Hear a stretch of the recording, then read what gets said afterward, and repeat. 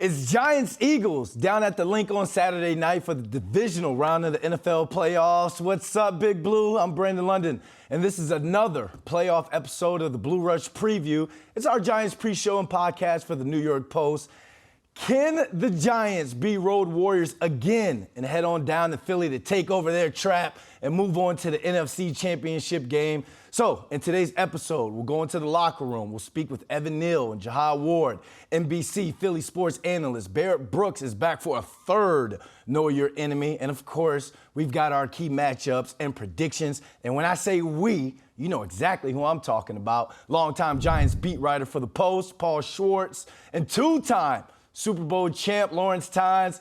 Gentlemen, Tynes, it's crazy. First and foremost, what's up, guys? Tynes, in the last couple days, I've been around Ahmad Bradshaw, Plaxico Burress, Sean O'Hara, Brandon Jacobs. It's playoff times in New York City, baby. How you guys feeling about this matchup going in Saturday? Yeah, you know, that's the great thing about winning a Super Bowl in New York. These guys all come back up. People will pay you to show up. It's a really good thing, I tell you what. I live a little bit further out, so I don't get to go. One thing I can do, guys, I can assure you, I did not take a bounty out on either one of my co-hosts today. So it's great to see you guys. No bounties taken out. One was discussed on Schwartz, but I declined. Ooh, he declined it, Paul. That means he really likes you. That's right. I don't know how much of the bounty. I don't know how much money you'd have to put up for a bounty to have one of you guys catch me and take me out. That'd be like $1.50, I think. I think you could do that easily. But look, Lawrence, you turned down $10 million to go kick for the Cowboys. So I did. You don't need any money. You're happy there in Kansas. You got your Super Bowl trophies. You're set. You don't need the extra cash. I get it. I bleed blue, baby. I would only wear the big blue NY. That's it. That tweet got a lot of traction. It was one of those innocuous just send off, just in the moment, and it got a little crazy. You would never put on a star, would you, on your head? The helmet? Yeah, no. 10 million, just for 10 million? Just for consistency purposes. Hell no, I would never wear that. He bleeds so much blue, he's turning down the green. So much. Absolutely, I like it. All right, so everyone's talking, guys. Let's get right into the show. Everyone's talking. The Giants are playing with house money. They're going down there. They're playing this team for the third time. Is there such thing as house money in the second round of the NFL playoffs? Paul, I ask you that. You can start off first. The easiest thing to say is absolutely not. That's crazy. Now, inside the locker room, that notion, house money, guys laugh, guys smile, guys get ticked off. It makes no sense. There's no way you walk into the Giants locker room, the facility, which I've been there, all week, and hear these guys say, "Oh, this is great. It's gravy." There's no chance. Now, look, they are as motivated as the Eagles are. There's no question about it. Maybe more so because they're an underdog and, no one thinks that they can do it. But I've talked to a lot of Giants fans, okay? And people are going to be really into it. And at 8:15 on Saturday night, they're going to be ravenous and wanting to destroy the Eagles and wanting to go on. But when they take a step back, a lot of fans I've spoken to have said, look, this is beyond our imagination. We were not supposed to be here. And whatever happens in this game, I'm still a believer in this team moving forward. So I think you can have two there. This is not, look, put yourself in Philly. We're doing a Philly podcast, right? If they lose this game, it is a disaster. Ooh. They were the dominant team in the league. If the Eagles lose this game to the 6 seed Giants, who they beat twice, it is a disaster. So it is for the fans, I think they have it in perspective. For the players, there's no perspective. They have to win. House money times? A little bit of it, like Paul said, some guys will say it. The majority of them would probably get offended by you saying that, we're playing with house money. We've earned the right to be here, right? We've earned it. We should be here. And that's obviously true. But at the end of the day, starting this season, nobody picked this team. Middle of the season, you probably thought, okay, 7-2. Paul said it well. The Bengals are supposed to win this game. They're the number one seed. A little payback, right? 2008, the best team I have ever played on in my life. We did not win the Super Bowl. We're the one seed. The Eagles came in after a bye week for us and beat us. So I really like the fact that the Giants have already played a game. I think I mentioned that on the post-game show. I love momentum in this thing. I love momentum in the tournament. There's a lot of pressure on Philadelphia, and make no mistake about it. There's a ton of pressure on this football team. There's some questions about Jalen Hurts and Lane Johnson and some of the injuries they've had. So just go down there and do what you've been doing, Giants. That's all they can do, right? There's a little bit of an air of confidence about this team, and there should be, because they have the best record in the postseason, tied with many other teams that are 1-0. Yeah, I think when people say house money, I think that's just media talk, because when you talk about that air of confidence within that locker room, it's almost disrespectful to an athlete, to that player or that team, to say, oh, you guys are playing with house money, you're just there. If you're at a poker table or you're in some sort of poker tournament and you've had to play your hands certain ways, you've had to be strategic and methodical, but now you're in the second round of that poker tournament, there's no more house money. You're looking at it like, I'm 2 wins away from the Super Bowl, from the ultimate prize. So even if the Giants lose this game, then you've lost everything. The season's over in that sense. You can take away things for morality, and you can take away things to build on when it comes to culture. But absolutely, 2 games, you're sitting 2 games away, and you have a team that, the Philadelphia Eagles, you haven't won at the Link since week 8 of 2013.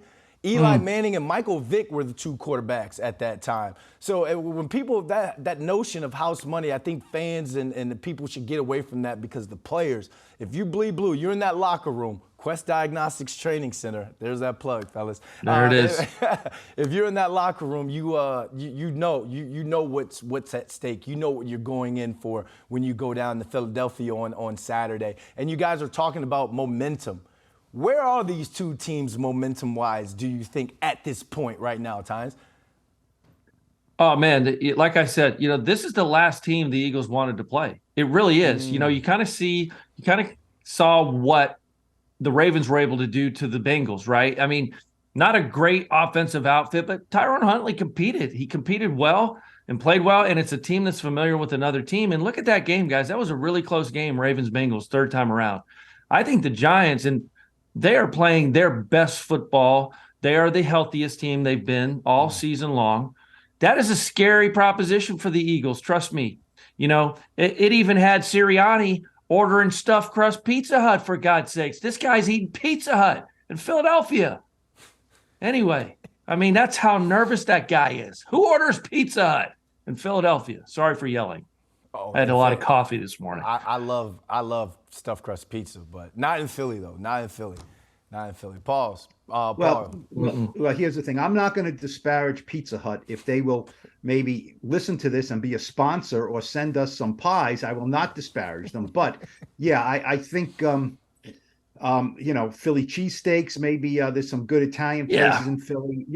He said he had a craving for it. Brian Daboll was asked about it, and he kind of didn't know what we wwere talking about. But when asked about stuffed crust pizza, he just kind of like patted his belly a little bit and said, "Take a look at me. Do you think you have to ask me that?" You know what I mean? He's once the season ends, he's going to trim down a little bit. He admits he's gained some weight during the season. He's burning the candle from both ends. Momentum. Yep. Look, you guys know, any team that just won a playoff game has momentum. Period. Right. Mm-hmm. So all these the number 1 seeds, and I think this happens every year. They kind of usually there's 2 number 1 seeds. Right. This year there's only 1 because there's an extra wild card game. So the number 1 seeds sit back, and we know that they're the powers. And then the teams play last weekend, and it's like immediacy factor.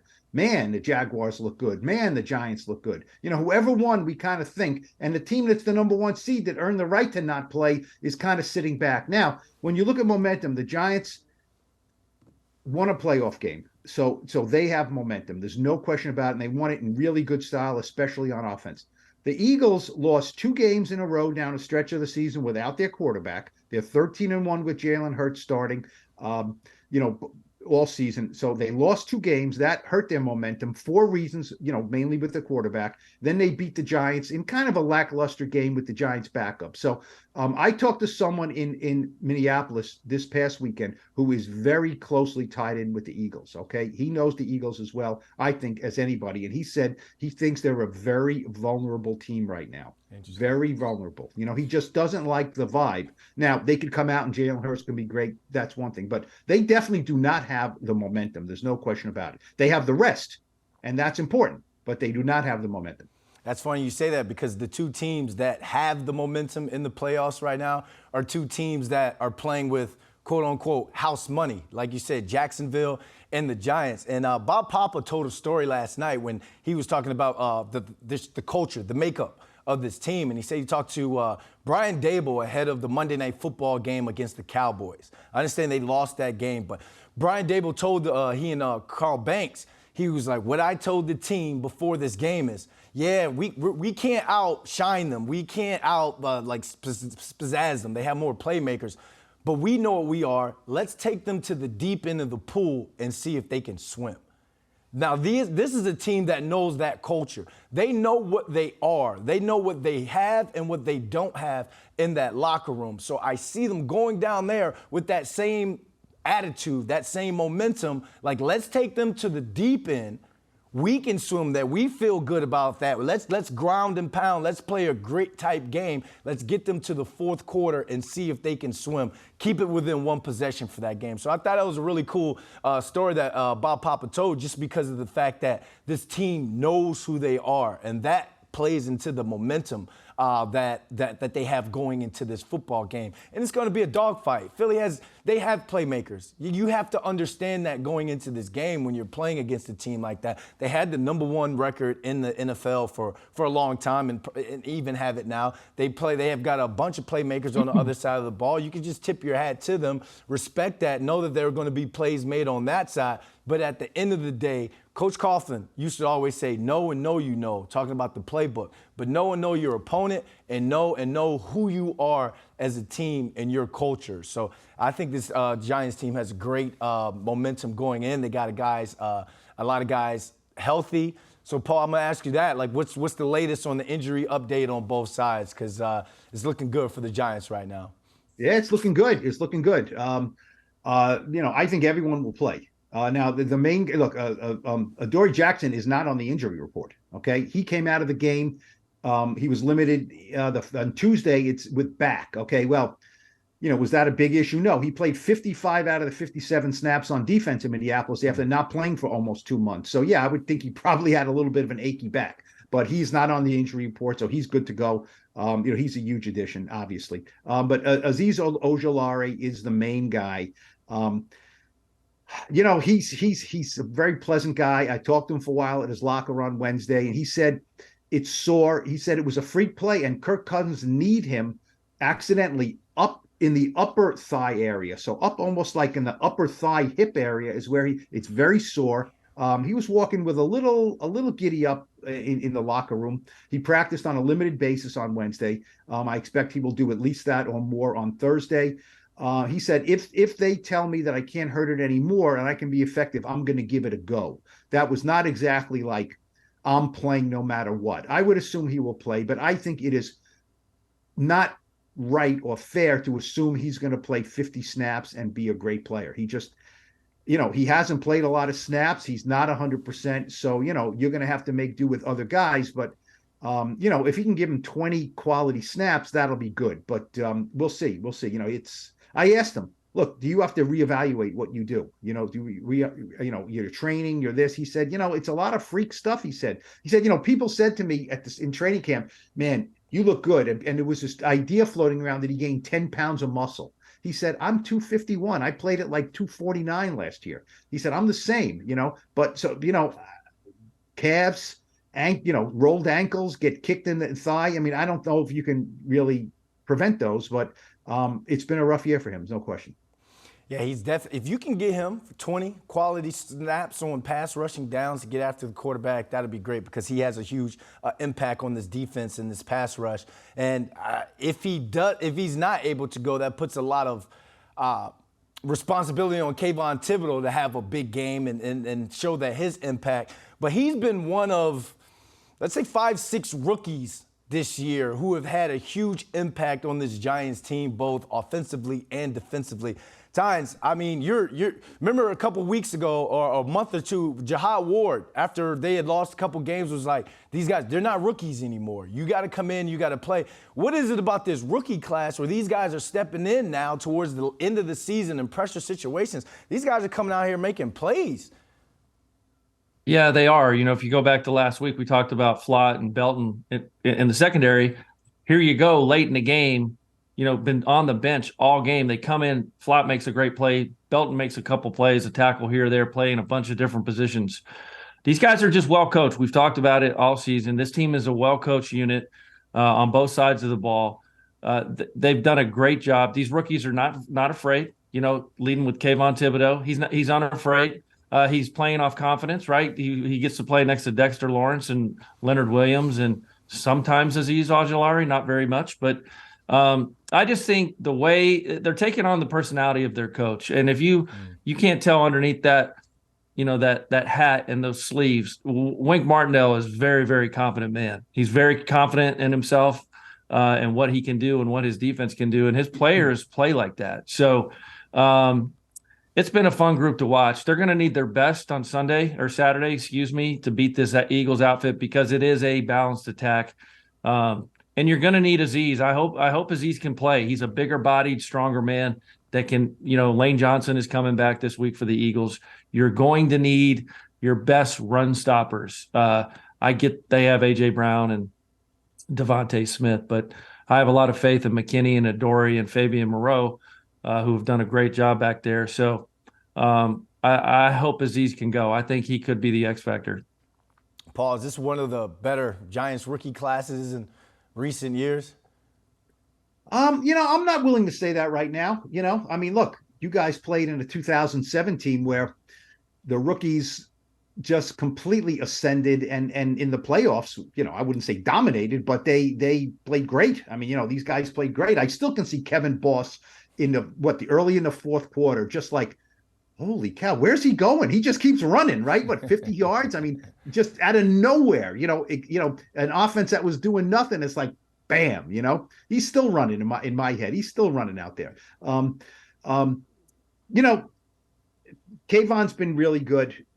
But, I talked to Kayvon the other day and he's not going to be the defensive rookie of the year, certainly. Sauce Gardner's going to win that. They had something like this Pepsi Light or something, this fan vote. They named 6 rookies who are on their, nominated list for rookie of the year. And, Aiden Hutchinson was on it. Sauce was on it.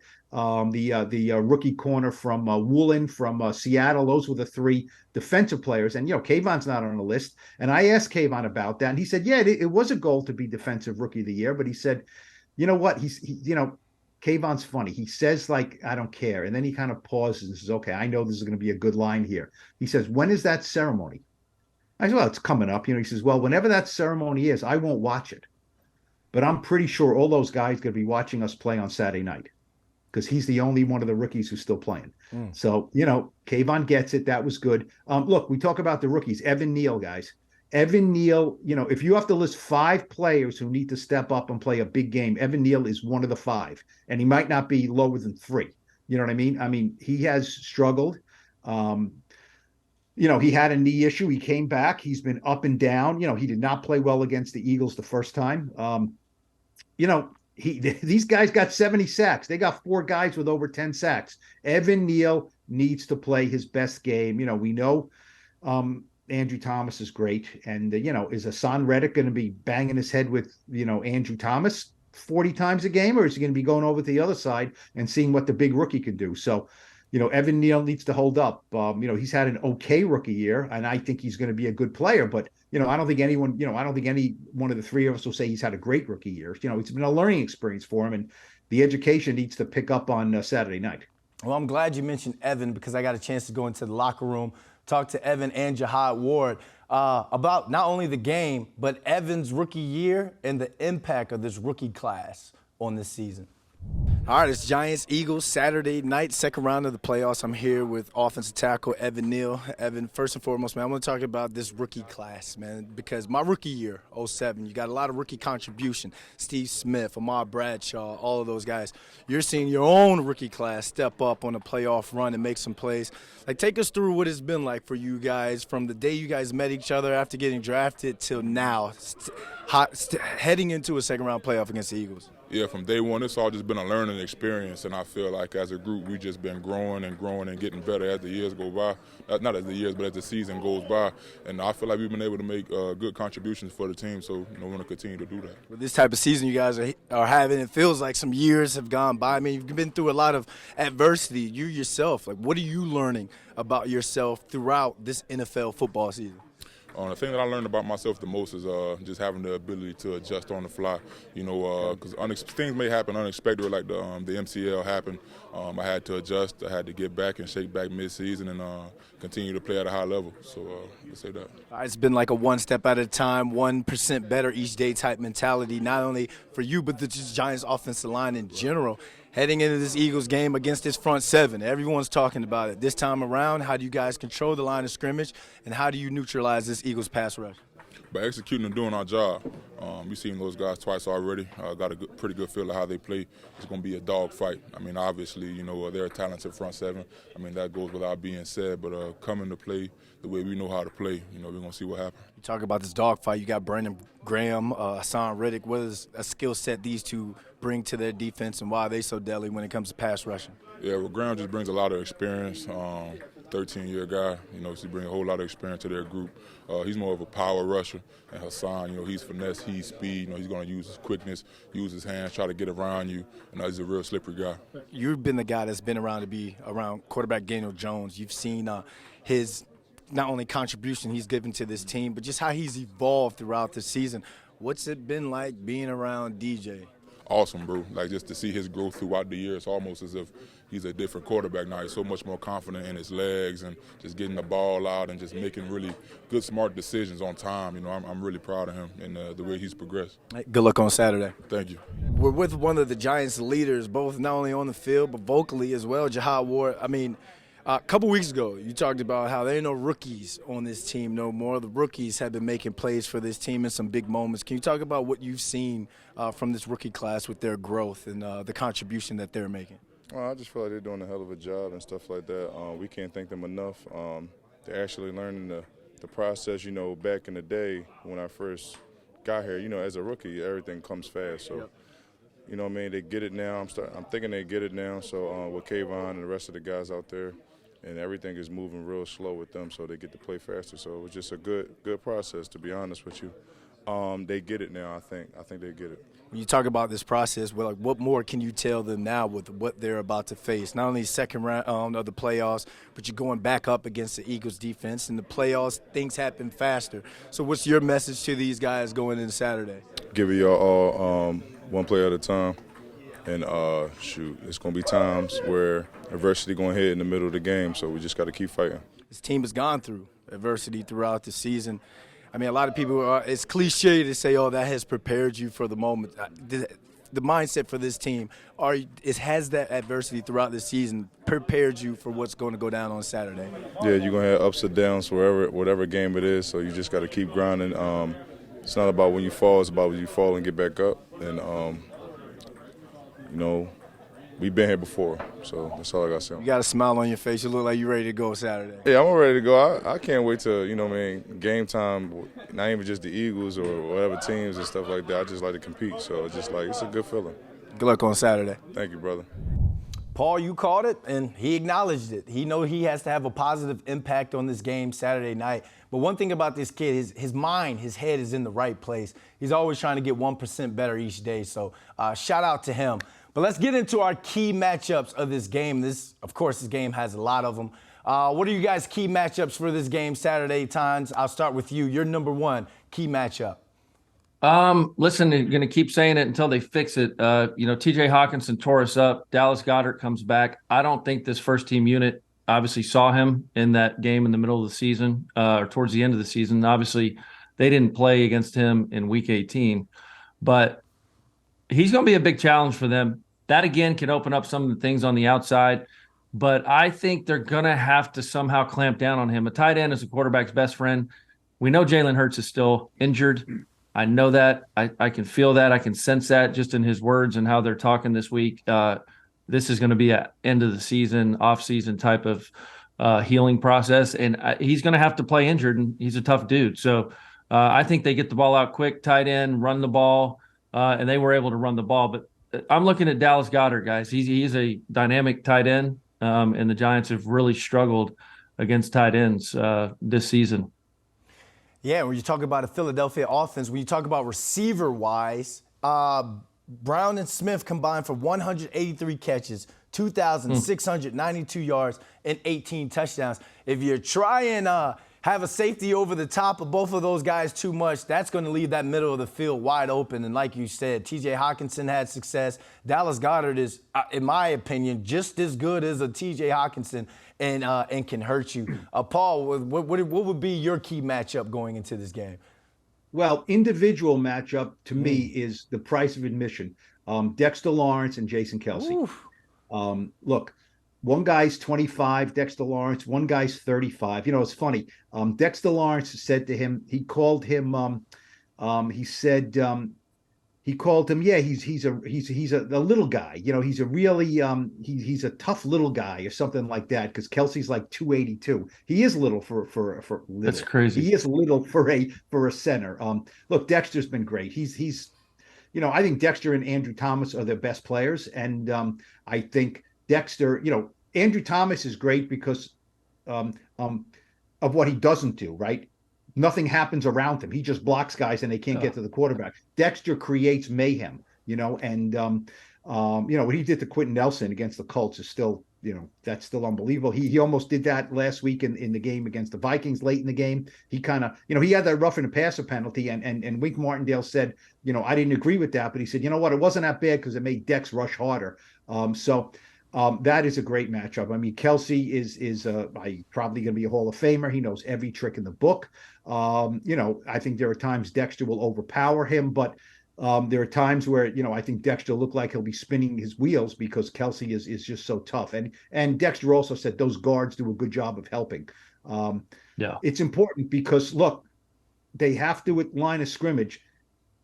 You talked about the receivers, you know, those are big play guys, but 253 rushing yards in the game, you know, earlier this season.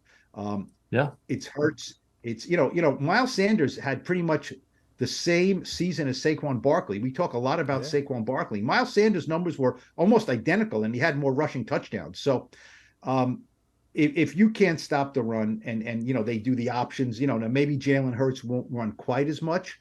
I don't know with that shoulder, but if they can't stop the run, they have no chance to win. I mean, not even stop it. They just have to deal with it, you know, and make them snap another down and not, you know, let it be a free-for-all out there.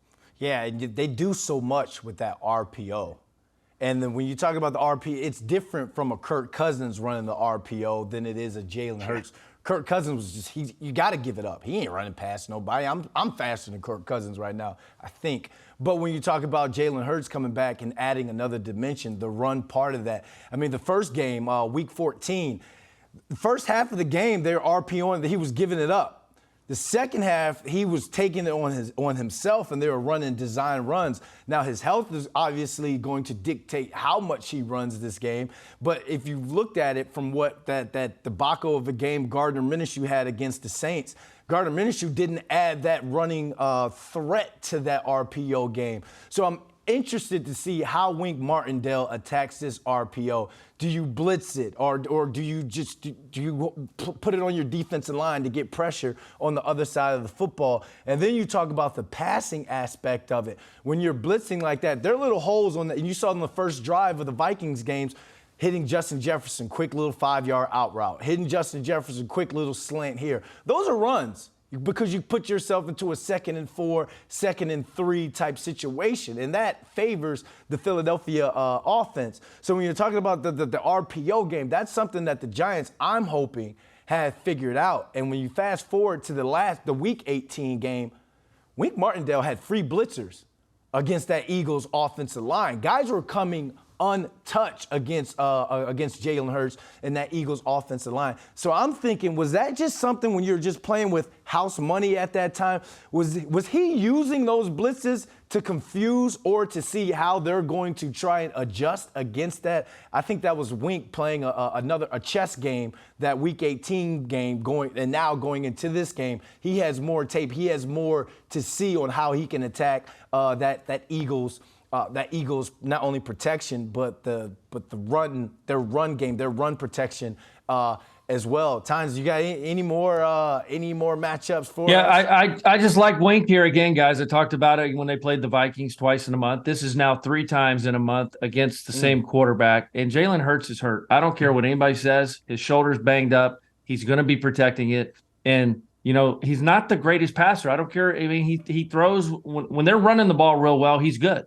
I don't think he's an elite passer of the football. He's got really good wideouts. I would make him make, contested tight window throws and see what he can do. But, he looked pretty bad against the Giants in week 18, in my opinion. He looked sore. So did he just automatically heal in 2 weeks? Maybe. There's reports of Sirianni saying he was hurt like hell, quote unquote, post game, something like that. I just don't know that 2 weeks fixes that. Maybe it does. Maybe it feels better. But when Dexter Lawrence or Azeez Ojulari or Leonard Williams lands on top of you at some point in the game, it's not going to feel good. So, yeah, I like Wink here to, cause some confusion, like you mentioned. Maybe he did do some things in Week 18 to.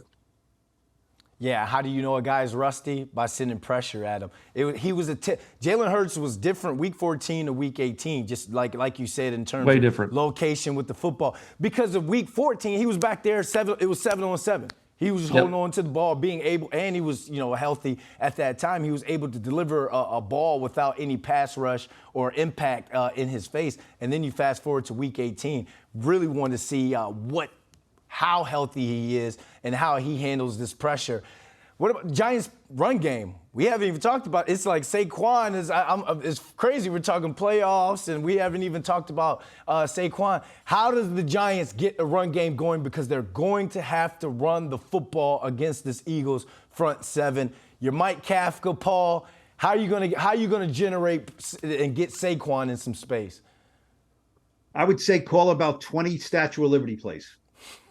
I asked Kafka about that play. I think Dable said they call it Lady Liberty. Remember the one where Daniel fakes the throw and then left hand behind his back to Breida for 3 yards. I asked Kafka about that on Wednesday, and he said, "Yeah, I wish it would have went for more, but it looks sweet." Tell me that's not an offensive mind, man. He said it looks sweet. He said, Paul, what's funny? What's really funny, Paul, is these big, cool NFL players that have done so many cool things in their life, and plays like that get you so giddy at practice. I don't know why, Brandon. I don't know how we can explain it, but here we are, pro football players, and just the littlest thing like that. Oh yeah, you're like, oh yeah, are we going to run that play? And even if it works, it's it doesn't matter. NFL players are weird, and it's just funny that something that little gets the team excited, especially when you get to throw the football. Yeah, as someone who doesn't get to throw it. Go ahead, Paul. Kafka said, man, the players love that stuff. He said, the media has like a 15-minute window when we watch practice. So if Kafka was, he's got his playoff beard. He's got 3 teams interested in him to be a head coach. He showed a little bit of a little more personality the other day. And he said, once they said media, you got to go in. He said, we started working on that play. You know what I mean? He said, the players love it, and I think that's a reward, and it's also a trust, right? Yeah, that's a ball handling thing, But look, Saquon said, we talked about the running game. Saquon said, look, our identity has changed, and it has. Remember when he was getting the ball 25 times a game and they were running and running and running, he was getting bigger numbers. His numbers have gone down. They're throwing the ball more. Isaiah Hodgins was not a guy we were talking about the first half of the season. So I don't think you should go out and expect the Giants are going to go back to that ground and pound, and they got to, establish the run game, and they got to control it. That's not what this team is right now. Now they can morph and change, but I think they want to throw the ball. Now you got a team that had 70 sacks this year, and so the last time I checked, when you run the ball, you can't get a sack, right? You can't give up a sack when you run the ball. You can give up a 4-yard loss, but you can't give up a sack. So that's the push and pull that has to happen here on offense. They want to throw the ball. Now, look, and another thing is, you guys go from 1 week to the next week, and you feel like a king 1 week, right? Well, man, we can do everything. Look, the Vikings defense is bad. That's a bad defense. They are inviting you to throw the ball. And The Eagles are better. James Bradbury and Darius Slay are better than anything that that the Vikings had out there. No disrespect to Patrick Peterson, those guys are better right now. Yeah. So, is Isaiah Hodgins going to run free against Darius Slay? I don't know about that. So, that's why you got a 6 seed against a 1 seed. There's not a lot of things you can just put on paper and say we can do this and we'll be fine. It's hard, but the Eagles' run defense is middle of the pack, okay? And their pass defense is number 1. So you want to think you can throw at them all day, good luck with that. Yeah, when it comes to Saquon, one thing, I'm glad you mentioned it about how his carries have kind of gone down and the identity of this offense has kind of morphed, because when you go back to the Cowboys game when they beat the Eagles, Tony Pollard had 6 catches for 61 yards. They didn't have a 100-yard rusher. I don't think he or Zeke got over 65 yards rushing on the ground. Being able to get your money, getting able to get your explosive guys in space. I think we should take a look on that and see how Kafka uses these guys. And you mentioned how Kafka is showing personality now. I talked to Richie James in the locker room, and I'm like, what's up with Kafka? He gives coaches talk when he goes to the podium. He was like, what? Like, no, that dude, he's funny, man. Like, that dude has personality. So, hey, if you're getting some head coaching calls, then I guess you got to show the personality from time to time. But, Tynes, I want to ask you, because you talked about the Dallas Goedert and how he could hurt the Giants. How do you feel about the Giants secondary matching up against these Philly receivers? Because Devontae Smith and A.J. Brown had themselves a day week 14, but X and Adoree Jackson didn't play. You saw what they did against Justin Jefferson. What are you feeling for this Giants secondary heading into this matchup against the Philly receivers? Yeah, I think you just covered it. I mean, look at the first game against the Vikings. And look at the second game with Xavier and Adoree. You can say the same thing about this one. Now you've got 2 animals, right? I think people are underselling Thielen and KJ Osborne. I mean, they're good players. Really, they're 2 skill sets put together. Devontae Smith, A.J. Brown, yeah, they're 2 elite receivers. But this is what the secondary was able to do against the Vikings. Kirk Cousins played a phenomenal game. If you go back and look at the numbers, it was one of Kirk Cousins' best games of the season. Really? And Kirk Cousins is statistically, I mean, he was almost 80%, about 13% completion percentage over expected. So he made a lot of really good throws. Obviously, we kept him out of the end zone. We limited what Jefferson did, but quarterback rating of like 110, 112, something like that. Kirk Cousins had a fabulous game. Kirk Cousins is a far superior thrower than Jalen Hurts. I like our secondary. Again, it's going to matter about what they do up front again. If they can get this offensive line of the Eagles is fantastic. I mean, they're literally – you could have sent all 5 players to the Pro Bowl. You really could have. Lane Johnson's probably the best right tackle in football. Mailata is like 3 times the size of Kayvon Thibodeau. Like he's 3 times wider, the big Hawaiian guy over there. And then Jason Kelce and the 2 guards. So I like those matchups inside better than I do on the outside. And I could see them attacking our outside guys because that's where they like to run the ball with Hurts and Miles Sanders, who, by the way, Paul, you said it, he does not get talked about enough. Miles Sanders, to me, is one of the best backs in the game. I love his game. I love his shiftiness. He's kind of like a Pollard. He was Saquon's backup at Penn State, but getting long-winded here, Brandon. Yes, I like our secondary for sure, depending on how the D-line rushes up front against When you talk about Miles Sanders, could he go to another system and still rush for over 1,100 yards? Is he a system running back?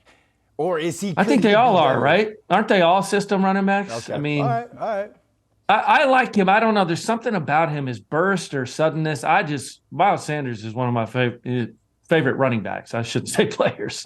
Yeah, sorry. So, Paul, anything to add on before we move on?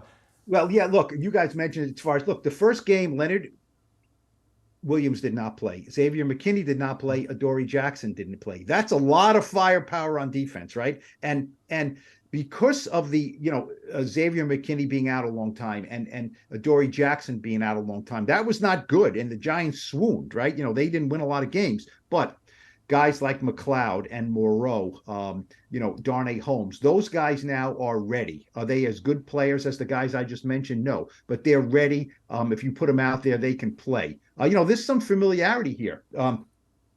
Adoree Jackson played with A.J. Brown in Tennessee, and Xavier McKinney and Devonta Smith were in the same class at Alabama. So these guys all know each other. McKinney said he just spoke with Devonta Smith the other day. Now, did you guys see Steve Serby, my colleague in the Post? We had a back page story on Thursday.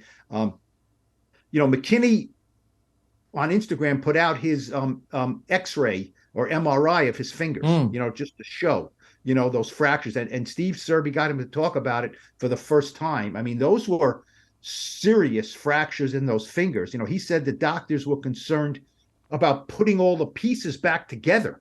There was a lot of stuff in there to put back together. He said, this is an injury that should have taken months. He was kind of saying how, much he needed to come back, and he did come back. Look, he's fine. You know what I mean? I think he's fine. He still got that little, he kind of has that little funny way he holds his hand, and he does have to wrap it up. But I haven't seen him, lose a tackle or anything like that.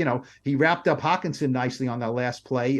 If the ball comes to him, in the left hand, can he grab it with one hand and intercept it? We'll see about that. But, last time I checked, his ankles and his knees and his hips are fine. His speed is fine. And his speed against this team makes a huge difference this time around. Huge. Hey, Paul, you cannot bring up secondary talk without talking about Cordell Flott, okay? If you're going to bring up secondary players, you didn't even mention my guy Flott, okay? Man. I mentioned him in my report card. 3 snaps. I might get a Flott jersey, actually.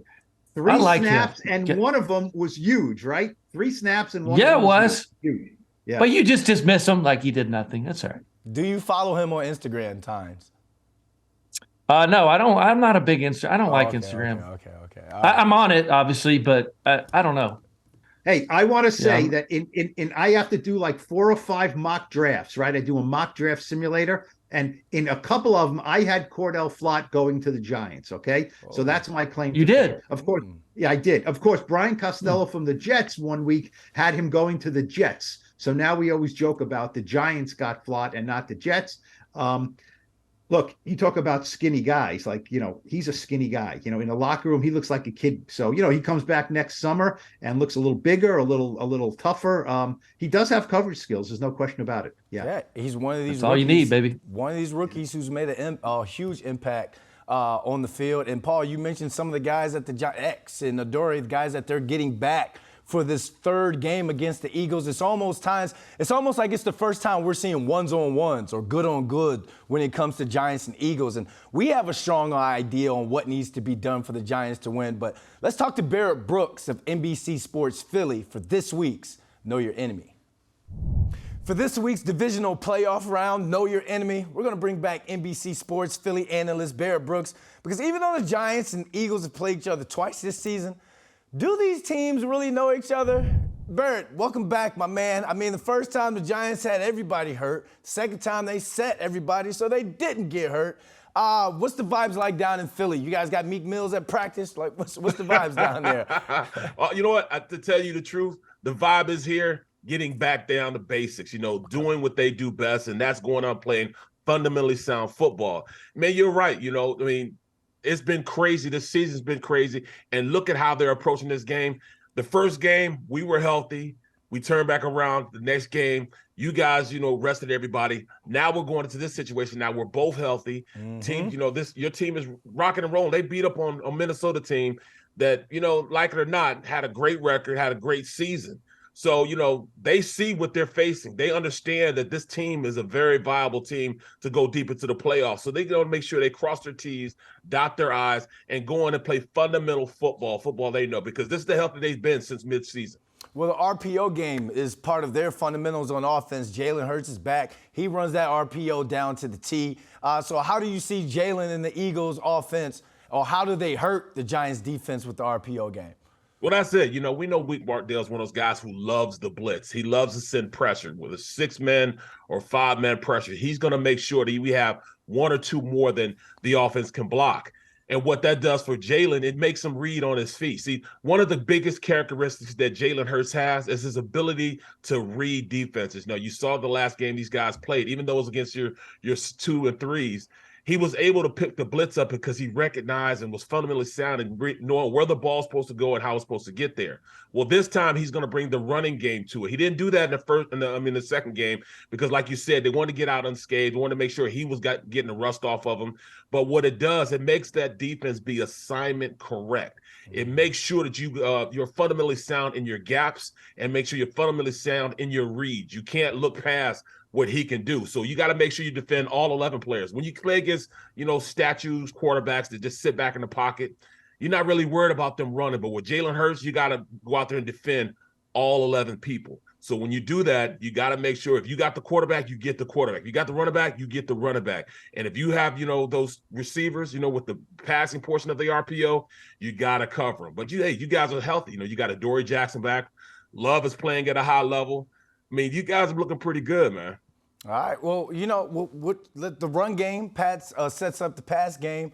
Which Eagles wide receiver or even the tight end is due for a big game? You mentioned Dory Jackson, those guys back. Like who or which Eagles tight end or receiver has to have a big game this week? Well, the first time we played the Giants, we didn't have Dallas Goedert. And he was an integral part of the offense the entire year. And Dallas Goedert is a weapon roaming in the middle of that defense. And with the amount of blitzes that you guys have, that means you got Jalen Smith covering a guy like, Dallas Goedert. Because Grant Kekatera played kind of well against you guys, I think he's going to be into the game plan. But I'll tell you what, Dallas Goedert will be a guy.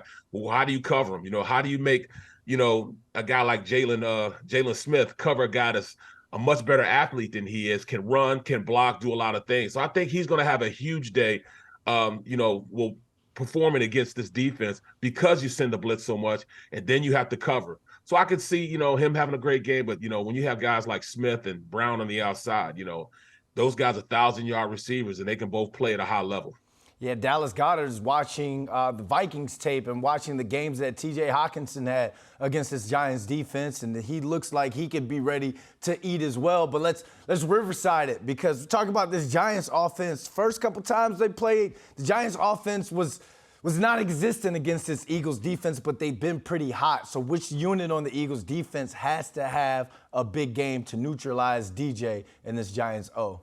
Well, you know what? Kazir White, the will linebacker, he has to have not a good game, but a great game. Number one, he's going to have to cover, for the most part, Saquon Barkley out of the backfield. Is he athletic enough? I mean, he started out being a safety, got some size to him, can run. So he'll probably be the matchup. But, just like you said, Dable has found a way to harness what, DJ is. Daniel Jones is an athlete. He's been clocking over 21 miles an hour on the field, so it's not like he's a guy that you can just let him roam around. And he's definitely harnessed that ability. You see how they played against Minnesota and how he was able to go out there and really make them pay, especially towards the end of the game with using his feet, running out there and great plays out there. So, I mean, you got to cover both. You got to make sure that you account for him in the number count and account for Saquon. So I think Kazir White has to have a great game, because they might spy Daniel Jones at times with Kazir White, but definitely trying to make sure that if they do go man-to-man, Kazir White is on him and he can have a great game against him. Daniel Jones and Saquon are the obvious superstars on this Giants offense, but is there a sleeper on this Giants that can put up some real numbers if he's not held in check on Saturday night?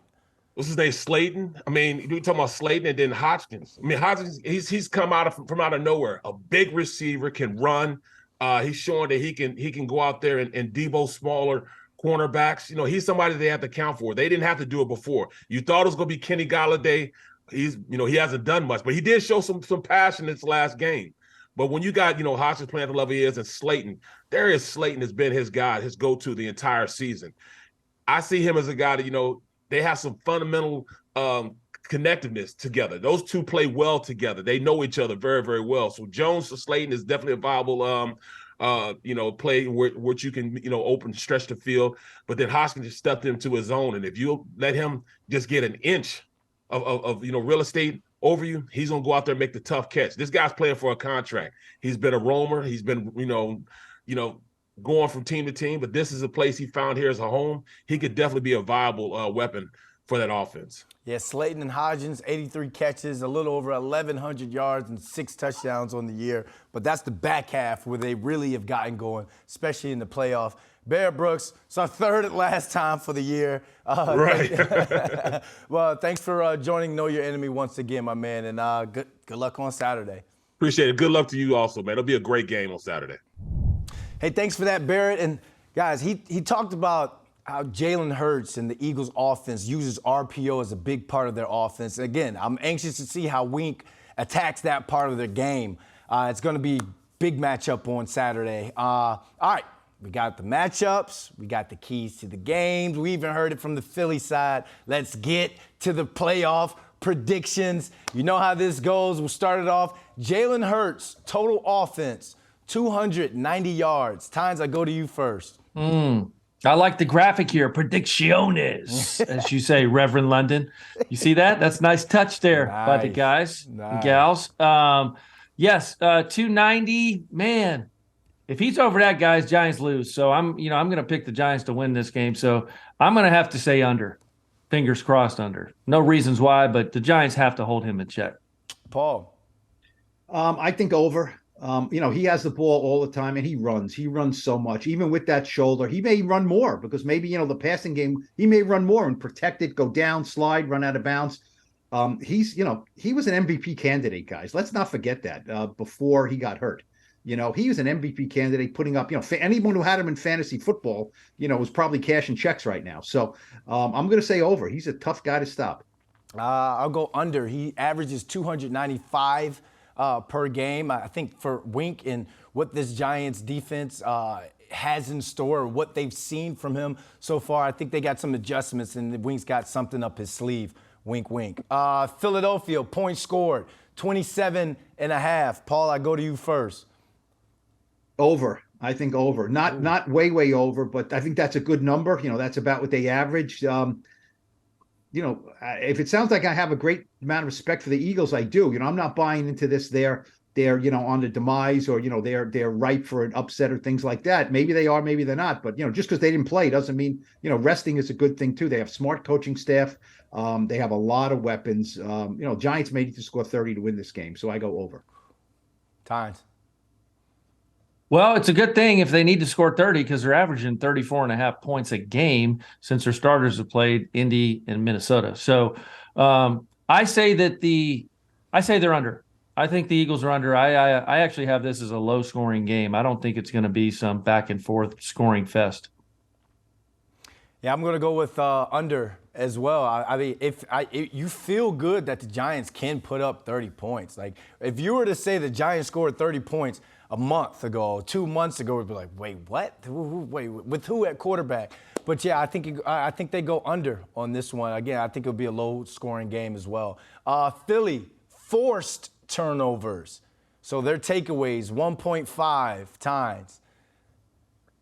Yeah, the Giants have been really good at this really all year, holding on to the football. Probably number one in the NFL in turnovers.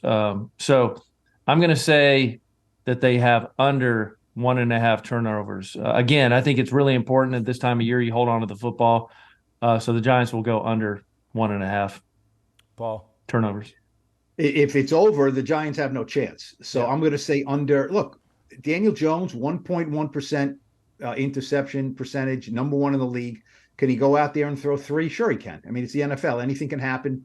Under the lights, you start losing, you're down, the pass rush is coming at you. Anything can happen in these games. But I'm going to say under. Saquon's very good with the ball. The receivers have been pretty good with the ball. I'll say under. Yeah, it has to be under to keep the crowd out of the game. And plus, this Eagles offense off a sudden change. They go deep, and they have explosive plays off a sudden change. So you don't want to see that. Riverside, New York Giants, total offense, 301.5 yards. I think because the Eagles D gives up 301 per game. So over under, Giants total offense. Tynes. Yeah, what was that number again? Sorry, 301.5. I think they move the ball. They're playing really well on offense. So, Daniel Jones is really in his zone. The receivers, most importantly, have been consistently available and on the field. So I think that has a lot to do with how well Daniel's played. The offensive line has played really well, and of course you got Saquon Barkley. So, over 300 yards for me. Paul. Here's another one. If it's not, considerably over 301 yards, it's a rout. They need to pile up yards here and obviously get in the end zone. I'll say over. Look, if they're trailing, sometimes you give up yards if you're trailing. That's not what the Giants want, but their offense is playing well. Now, you mentioned the Colts and the Vikings. I mean, this is a whole different animal here on defense. There's no question about it. But sometimes, as you guys know better than me, when you're playing well, and it almost doesn't matter who you're playing against. So I'll say over 301 yards. I'm going to go under, and it's not necessarily a bad thing. I think this is going to be one of those 3 yards in a cloud of dust and take your shots when you need to take your shots and allow the defense to control the game. So I'll go under, but it's not because they can't go over 300 yards. I just see this game plan being tweaked to where the Giants are going to want to start fast, but they're going to want to control the ball, control the tempo of the game. New York Giants forced turnovers. Can their defense get 1.5? Paul? Under. Okay. Under. They haven't been a great takeaway team all year. I don't think the Eagles are sloppy with the ball. So, it's simple as that. I mean, the Giants, that's not a great part of this week Martindale defense is takeaway. So I'll say under. Tynes. I'll go over here. I think the pass rush gets home in the middle. I think, I saw some balls in the final meeting of the season, not with the starters out there when Jalen Hurts was playing, that he kind of put in harm's way. I think he does that again. So they're pretty good about fumbles. Jalen's not a fumbler. I don't think Miles Sanders is either. But I think you can maybe get an interception or two, right? I think they're going to take some shots, challenge the secondary. I think the Giants over 1.5 turnovers. I think I'll go under on this one, but I like what you're saying, Tynes, about if Jalen Hurts isn't responding to the pressure and he looks rusty, then it will definitely be over because he's going to throw you one and he's going to throw you two. But I think it'll be under this game. Daniel Jones and Saquon Barkley, total touchdowns. I put it at 3.5. Paul. That means the Giants have to score 4 touchdowns, right? Yep. If it's over under, I'll say under. I mean, that's 28 points. That's a lot of points. Every time Daniel Jones throws one, he gets one, right? Saquon. I just think I don't think they're going to score 4 touchdowns in this game, so I'll say under. Tynes. Yeah, I'll take the under here too. It's a nice number. I like the number, but I just don't see it. You guys, you get into this game, you look at the only thing you can reference is that Bengals-Ravens game, right? These teams know everything about each other. Sometimes that plays into both teams' hands. Sometimes it's low scoring. Sometimes it gets out of hand because teams are trying to do something they haven't done. So I think this is a kind of a low-scoring affair here. So I'll go under. I'm going to go under only because I think Matt Breida or Gary Brightwell steals one of Saquon Barkley's touchdowns. I think it's going to be some sort of play, misdirection, some sort of foolery with the eyes. Breida, Brightwell in the end zone. You heard it from B. London first. All right, since it's playoffs, is a bonus. And this one's for you, Tynes, because we got 2 hell of kickers, 2 great kickers going down in this game, Jake Elliott, Graham Gano. I'll start with you, Paul, and then we'll go to Tynes. But a kick over 50 yards, field goal made over 50 yards. I got it 1.5. Paul, go ahead. That means you need 2 50-yard plus field goals. Yep. Look, anything I say, you can just mute out. And, Lawrence is the expert here. I don't know what kind of field that is. It's outdoors. It's going to be, not terribly cold, but cold. It'll be night. Maybe there'll be some wind. It's a grass field, right? That kind of, or that multi-turf field, whatever they call it. I'll say under. Those are 2 long field goals. I'll say under, even though both these guys can do it. I mean, we know that, but I say under.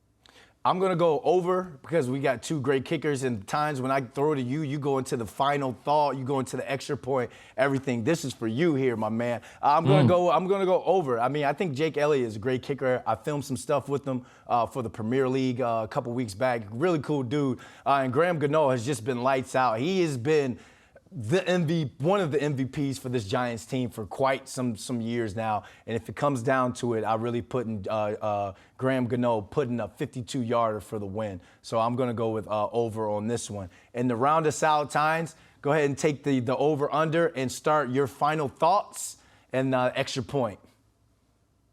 Yeah, so I'll take the over. I like some long field goals here from Jake and Graham. Like I said, I think this game is close. I think it's somewhat low scoring. I think we know everyone's red zone packages, things like that. So maybe some field goals. I think this is going to be a big Jake Elliott, Graham Gano game. You know, oddly enough, both these guys have kicked 60-yarders to beat the Giants. Both Graham Gano and Jake Elliott have beaten the Giants with 60-plus yard field goals, even though Graham kicks for us now.